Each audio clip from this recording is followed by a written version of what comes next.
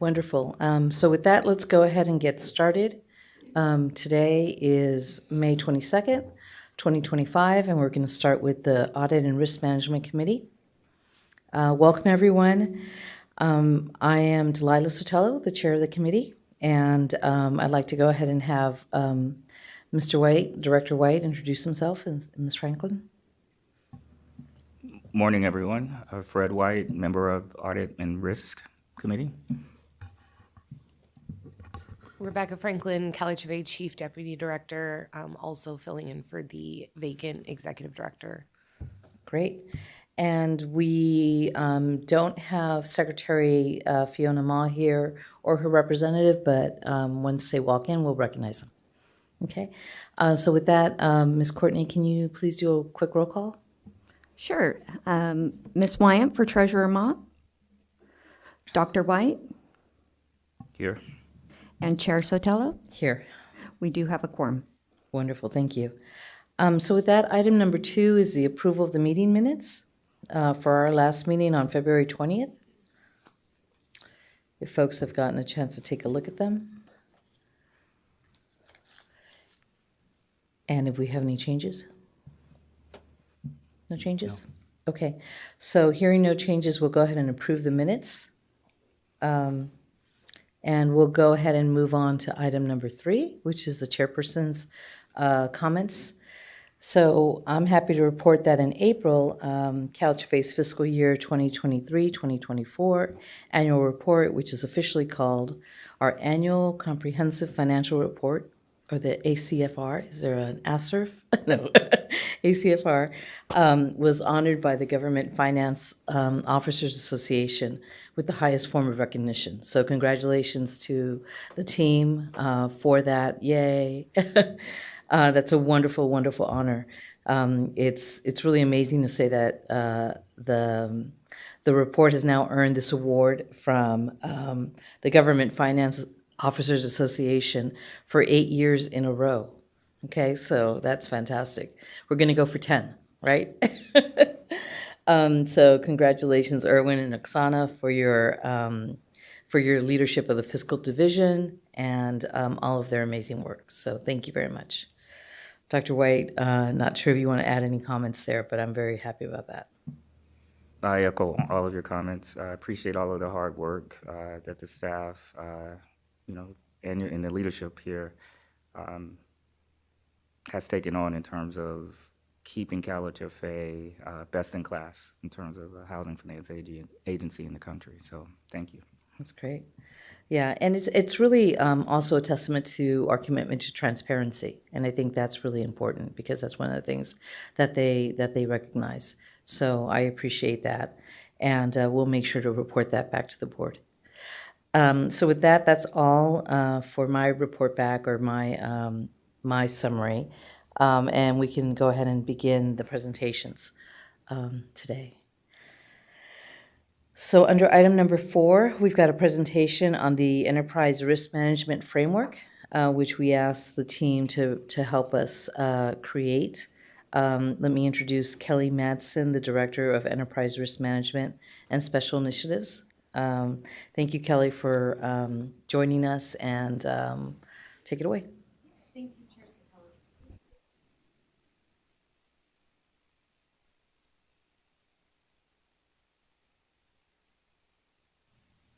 Test. Okay, great. Thank you. Good morning, members of the Audit and Risk Committee. Today, I'll be presenting on CalHFA's Enterprise Risk Management Framework. This presentation is intended to provide information regarding our approach to enhancing the framework and detail activities that will take place through the remainder of this year and into next year and ongoing. We'll start with an introduction to enterprise risk management frameworks, including their benefits and why we're focusing our efforts here. Then we'll cover our approach to enhancing the enterprise risk management framework. Thank you. So we'll move into covering our approach to enhancing the enterprise risk management framework, and following that, we'll talk about roles and responsibilities of everyone involved and provide a timeline overview of our efforts into the next year. Great. So what exactly is an enterprise risk management framework? Why is it important and why are we focusing on it? Simply put, an enterprise risk management framework is a structured approach to identifying, assessing, managing, and monitoring risks that could impact an organization's ability to meet its objectives. As a concrete example, enterprise risks identified by CalHFA in the past have included things like funding sources and levels, economic volatility, and workforce development, talent acquisition, and key person dependence. Enterprise risk management looks at risk management strategically from the perspective of the entire organization. These frameworks have become crucial components to effective strategic and operational planning, allowing for agility in today's fast-paced and very complex business environment. The Enterprise Risk Management and Special Initiatives Division is responsible for developing, deploying, and maintaining CalHFA's Enterprise Risk Management Framework. Our framework provides structured reporting and analysis of risk, enhanced decision-making, alignment of risk management with strategic planning, and enhanced risk governance and culture. Importantly, these frameworks are not static. They're always under review for continuous improvement. And this year, the State Leadership Accountability Act report is due at the end of the year. This act requires that we report biannually on the effectiveness of our internal control systems and provides a really great opportunity to take a look at how we can strengthen our enterprise risk management framework. So our approach, it's guided by the sort of the gold standard in enterprise risk management, the principles of the COSO. Our framework optimizes risk management processes across 5 interconnected components that I'm going to go into in a little more detail now. The first component is governance and culture, and this is really about setting the tone at the top, accountability and ownership, open door policies and training, and a strong risk culture fosters proactive risk identification, better decision-making, and more effective risk mitigation. Second component is around strategy and objective setting, balancing risk and opportunity, supporting organizational resilience and agility in pursuing strategic objectives and navigating challenges. The third component is around performance, otherwise known as risk assessment.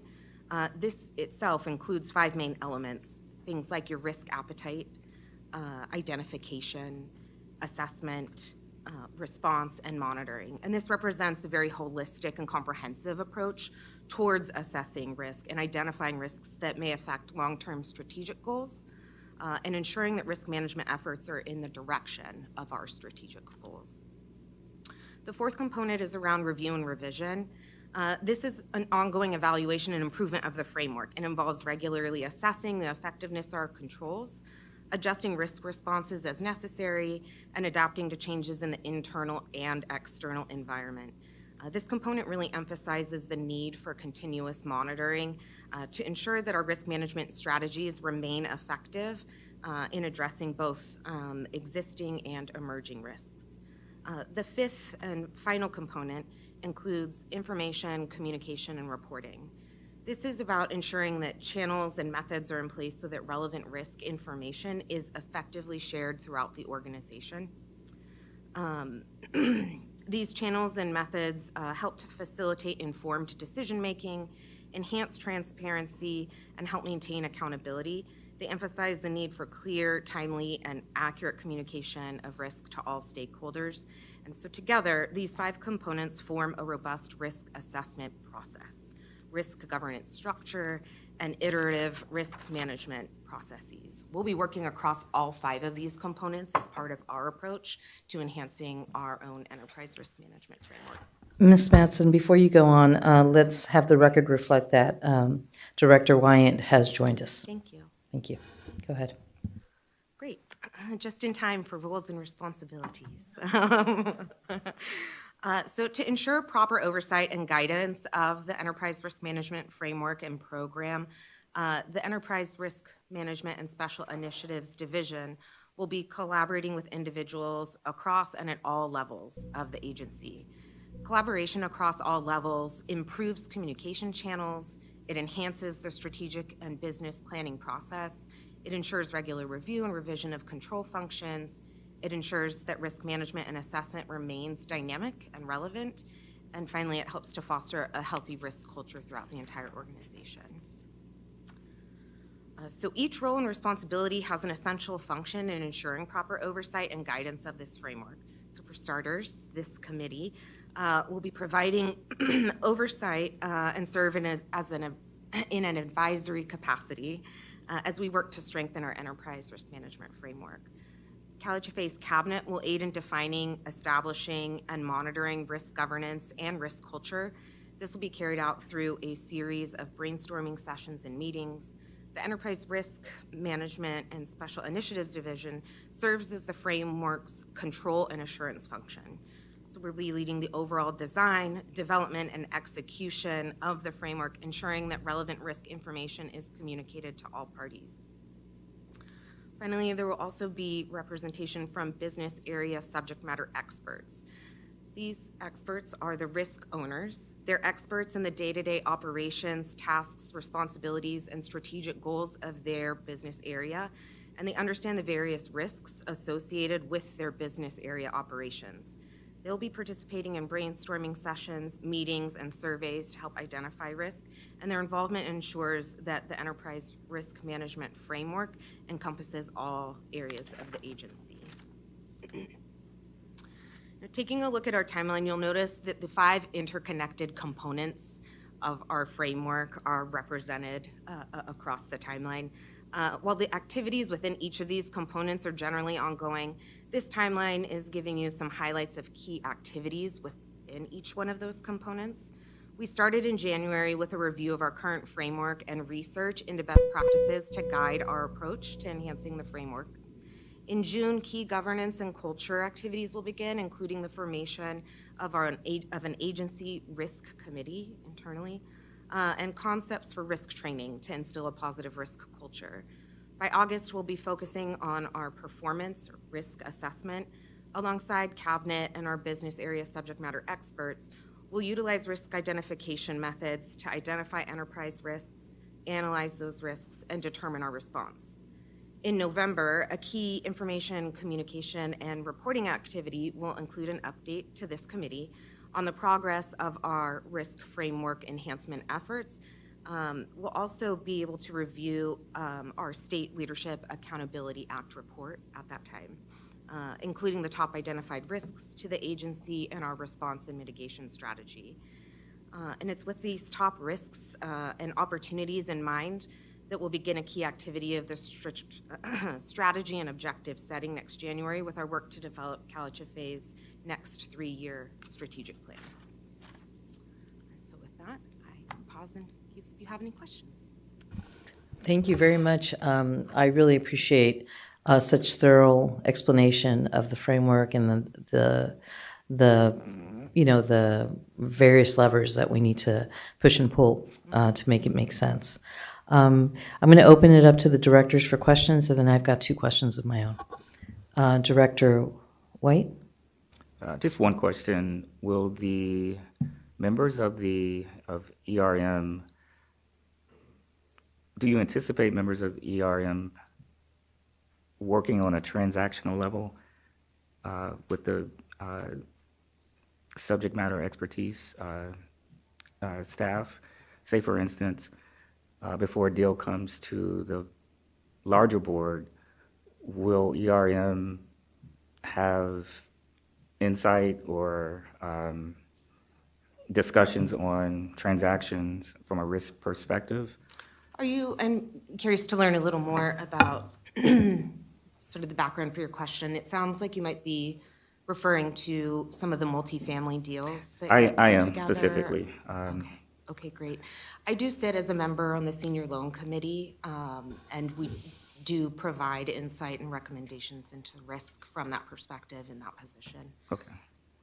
Wasn't suggesting Oh, that no, you no, no, no. that That's- ERM should, but it's good to know that you sit on their committee. And then in general, I mean, I think part of the approach and what we'll be looking to uncover and investigate is even a broader view beyond just the deal level, understanding sort of the global risks associated with multifamily development deals in general. Okay. I would add a little bit more. So we do have a risk manager and a credit officer that work collaboratively with our multifamily staff when we're doing at the transactional level, as well as Ms. Madsen does sit on the senior loan committee. Her team had collaborated very closely with the risk manager. So when we're talking about kind of the ratios and the dollars and the financial risk at the transactional level, that's really in that credit officer, risk manager role. But what Ms. Madsen's team is going to do is look at an aggregated roll-up view of kind of the findings and outcomes of the other.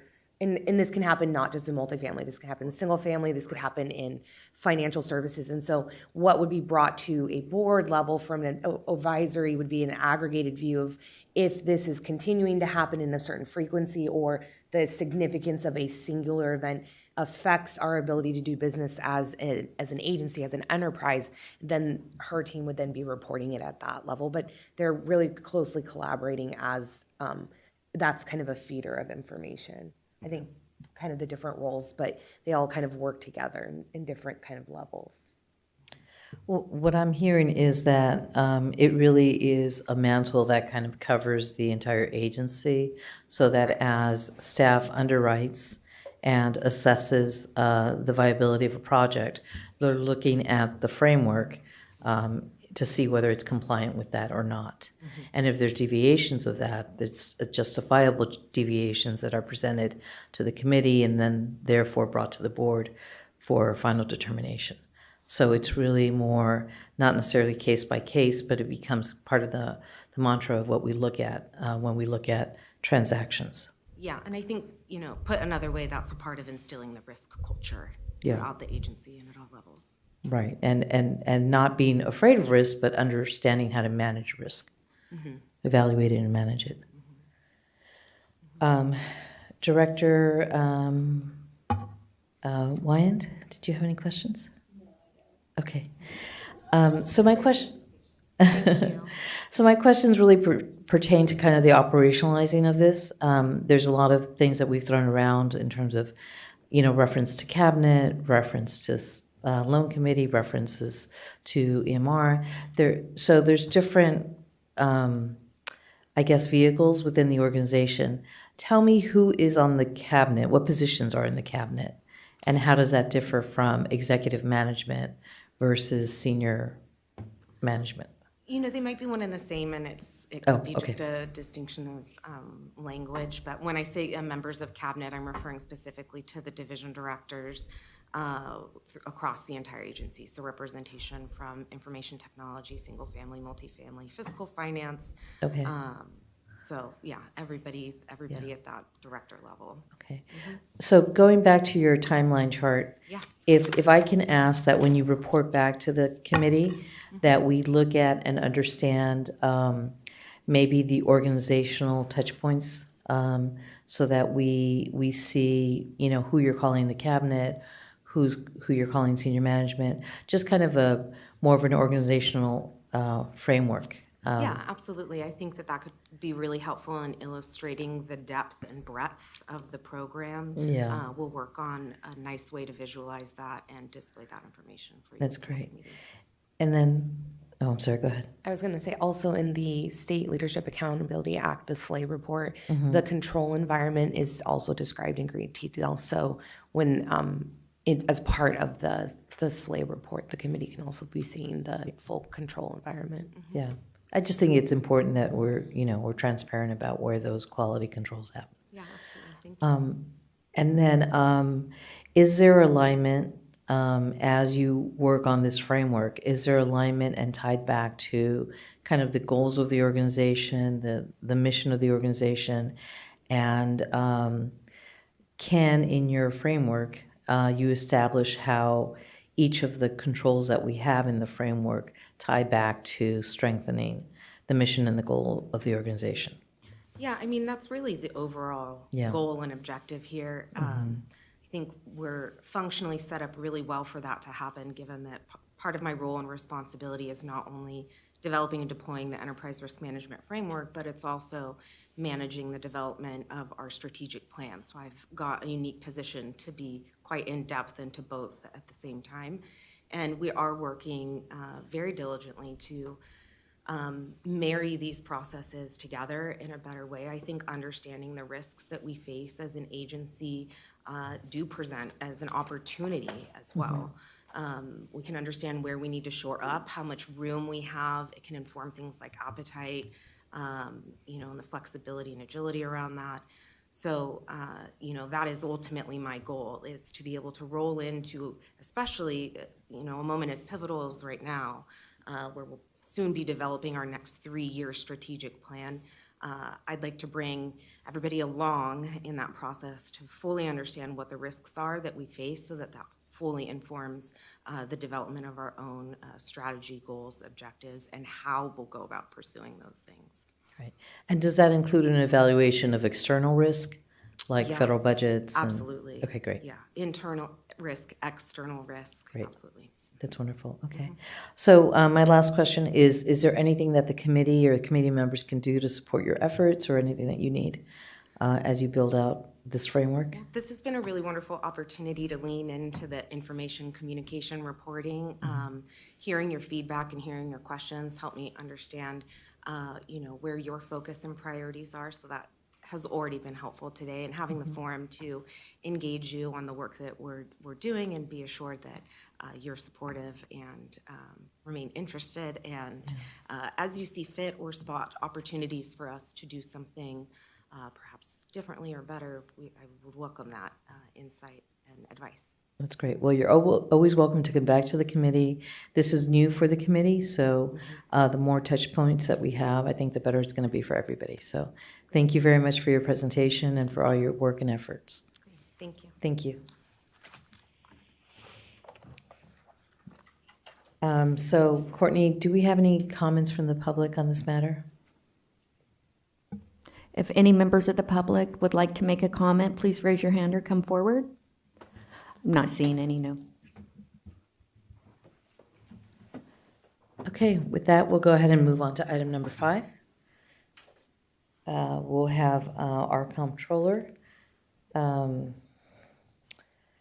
present. Great. So let me go ahead and introduce Oksana, our comptroller, for the presentation.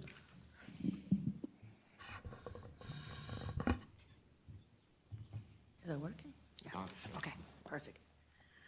All right, good morning. Before we begin, I wanted to just recognize that I appreciate you guys' leadership and recognition for our hard work and dedication. So the ACFR that we won the awards for, it's not just a reflection of our hard work, it's the oversight and input that you've provided over the years. So thank you for the warm words. So good morning, Madam Chair Sotelo and esteemed members of the Audit and Risk Management Committee. My name is Oksana Glushenko, and I have a privilege of serving as your agency controller. Today we also have Irvin Tam, who is our Chief Financial Officer. This morning, I'd like to walk you through an important update, our audit procurement process. I promise to keep it short, sweet, and if I dare to say, even a bit more interesting. As you may recall, back in February, I shared the status of our contract with Clifton Mass & Allen, our current independent auditing firm. At this time, I also outlined our plan to smoothly complete the auditor selection process at the end of this calendar year. Next slide, please. Go back, Courtney, I'm sorry, I just didn't see the slide. Okay, so here you will see a diagram that maps out our entire procurement journey, phase by phase, outlining the key milestones and timelines. It's not just a checklist. This is our playbook. At our last committee meeting, our fiscal team rolled up the sleeves and we got to work, and we have started the development of the request for quote, or in short, RFQ.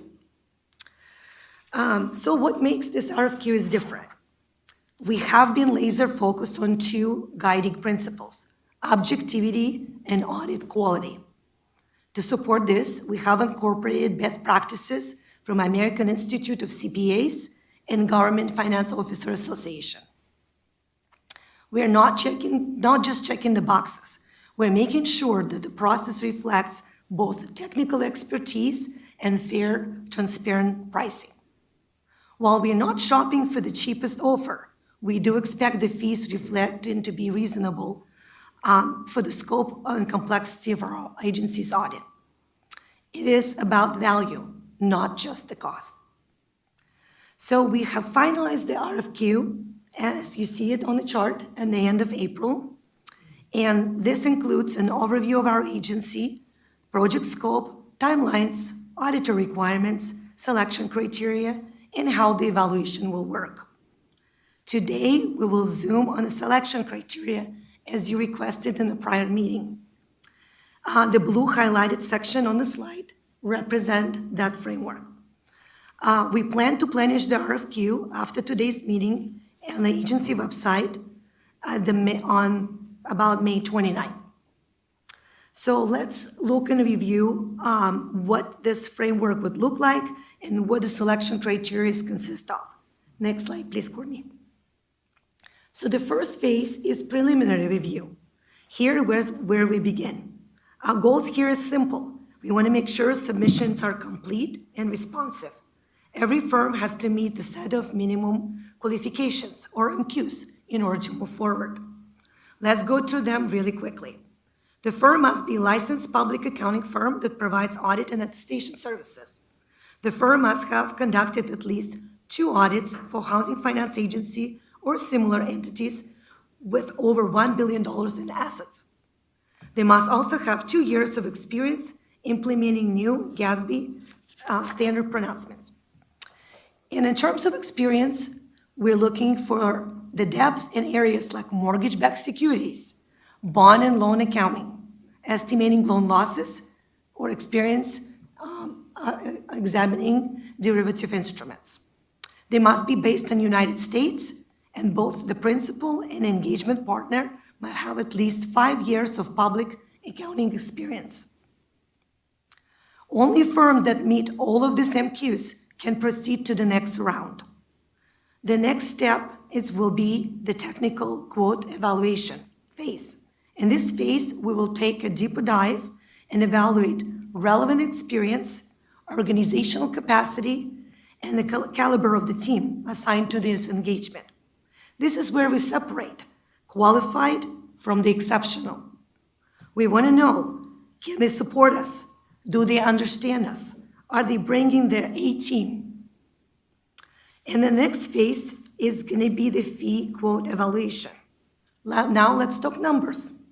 Yes, that fee matter, but as I mentioned earlier, they're not just the sole driver of our decision-making process. We want to justify cost that makes sense for the complexity of our work. We're aiming for the sweet spot, competitive pricing without compromising audit quality. And finally, the next phase in the selection process will be selection of the audits of the finalists and the interviews. For each steps of the evaluation, our team will go beyond checking MQs. We'll score each firm on a standardized scale, low, moderate, or extensive experience. This set us to recognize standout firms, those with proven success and superior qualifications. The top rating firms will advance to interviews with Audit and Risk Management Committee, and that's where all of you will come in. The interviews will give a chance to hear directly from the finalist, ask clarifications, test alignment with our agency culture, and assess who is truly the best fit for our agency. We'll provide you with RFQ packages, the committee members, and a curated list of interview questions ahead of time. We anticipate that these interviews will take place in about August or September of this year, with enough time to transition their old auditors to the new accounting firm by the end of the calendar year. This wraps up my today's overview of our procurement process and the selection criteria. I welcome your thoughts, questions, and feedback as we finalize RFQ for its public release at the end of this month. Thank you. Thank you very much, Oksana. Mr. Tan, do you have anything that you'd like to add? not on the selection process and her presentation, but I would like to echo that Oksana and her team, who are also here with us today, they do a lot more than just logging debits and credits, of which we have a lot flowing through the agency on any given day. But this is a testament to the accuracy and the hard work and dedication of the entire fiscal services team. So that's all I wanted to express in front of the committee. No, thank you very much. I think it's very, very important. So we'll keep repeating it today. So don't leave, team. Director Wyand, do you have anything, any questions you'd like to ask? Okay, Director White? No questions, just appreciate the fact that you're thoroughly involving this committee in this process, which we requested, but I can sense this is something that you would like us to be involved in, and we want to be involved in it, so very appreciative of that. Absolutely. Thank you. The one question I would have, and I appreciate the selection criteria, I mean, I think that as audit firms go, the more professionalized we have, the better it's going to be, and we can continue our track record of excellence. I think that I just want to understand from an outreach standpoint with the firms, what will you be doing in terms of reaching out to create a diverse pool of applicants to the RFQ? So how is the RFQ being, I guess, broadcasted? Yes, great question. So there's a couple options that we have. So obviously, having a public viewing and posting on the agency website should attract some qualified candidates. We're also planning to reach out through the network through the ACPA to certify a pool of certified accountants. There's a list of the qualified firms that posted on the website. And some of the big firms, they actually require individual submissions rather than just going to the website and completing. The small firms and diversified businesses, we actually have created diversified forum. We are encouraging small businesses to apply. We have a special, it's actually incorporated in our RFQ process, how we will be recognizing the firms that meet those criteria. So, That's great. thank you. Yeah, I think that's important. I mean, your selection criteria should not change, and it should be strong and consistent. But to the extent that there are smaller firms out there that would, do well in this process, even if they don't get selected, being part of this process for competition, I think, is critical. So the only thing I would ask is if there are any conferences or networks that that CPAs go to, maybe that would be a good place or good venue to showcase the RFQ. Yeah, good suggestion. Thank you. Okay. So with that, thank you very much for your presentation. I really do appreciate that. I don't think that we have any interested members to speak, but why don't you stay there until we ask the question? If any members of the public would like to make a comment, please raise your hand or come forward. Not seeing any. Okay, great. Thank you again. I appreciate it. Okay, with that, we're going to go ahead and move to item number 6 for other committee matters that we don't have on the agenda. Members, I don't know if you have any other matters that you'd like to bring to our attention or any future topics you'd like to discuss? No, none from me. No? Okay. Director Wyatt? No? Okay. Yes. I just wanted to also highlight, I guess, as we're talking about the fiscal services team, not only do they run this program, they actually also are the fiscal services for the mortgage relief program. The ARPA funded, and which has a separate single audit that is conducted annually, and their procurement model for finding a was very impressive for that as well.